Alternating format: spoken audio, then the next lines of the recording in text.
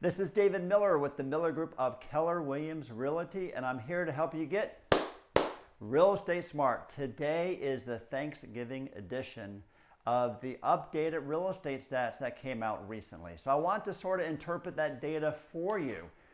We always start on inventory. So as you remember, the past 6 months, inventory has been creeping up. Nothing crazy, but creeping up. Well, for the first time in 6 months, inventory went down about 7%. Okay, so why is that the case? Well, sales compared to last year are up 4%. New listings to the market has held steady. So once again, sales are outstripping the inventory that is being added to the market, and that's why it's down.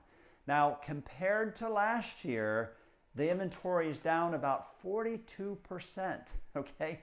Last year, there wasn't much on the market. There's even less right now. So we're still sitting at about a month of supply. Now, here's the thing. Interest rates have started to creep up. As I mentioned before in previous video blogs, the Fed, the government, is reducing the amount of government-backed loans that they're buying starting this month in November. They used to buy $4 billion per month, and this year they throttled that back. So that is going to be affecting the interest rate. But even with a higher interest rate, average of 3% last month, in October, sales were still up 4%. So it hasn't really slowed down the amount of growth there. Now, the other thing is, how is this affecting pricing?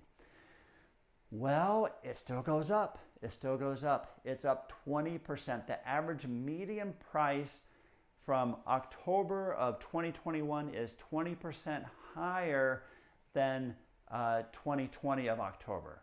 All right. The year before that, it was up 11%. So let's sort of put this in perspective here.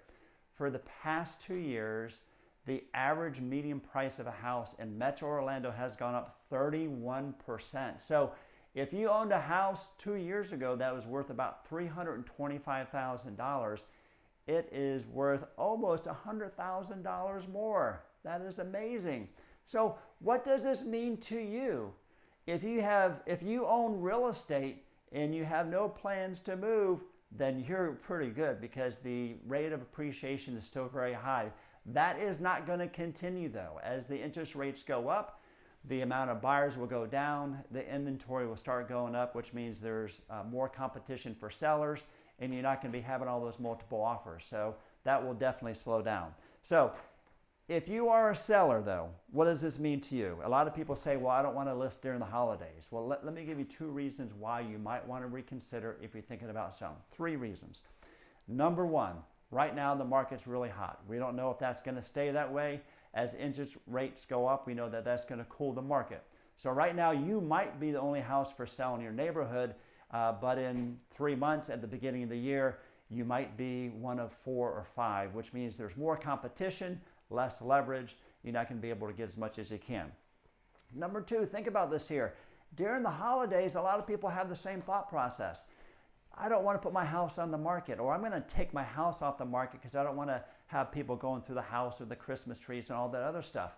So there's less inventory typically during the Christmas season, the holiday season, my bad.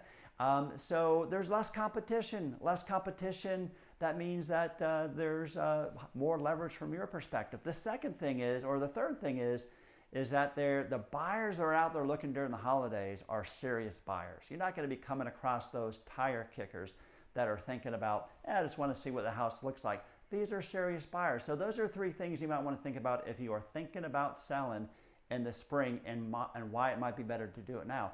Now, how about if you're a buyer? Should I wait? Well, sort of 3 things again. Number 1, interest rates are really low right now. They are not going to stay this low. Take advantage of the market. I did another video on how it could cost you hundreds of thousands of dollars more if you wait a year because you think it's going to be better in a year. Now, the second thing is well, there's going to be less competition. Less buyers are out there looking for homes during the holidays, which means rather than having multiple offers, maybe you can come across a property where you're the only one putting the bid on there. That's a win-win situation for you. And then the other thing is that the sellers that are trying to sell their house during the holidays are serious sellers who want to sell their house during the holidays.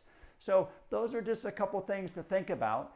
And of course, if you like what we have to say and the value that we provide, please comment below. If you're watching this on YouTube, please put a comment. We respond to all the comments that we have, and we want to make sure that you can subscribe to us right here. If you click on that, you can subscribe to us, and every time we do a video blog, you're going to make sure you get it. So we hope that you are now real estate smart. Hope that you have a wonderful and safe Thanksgiving with your family.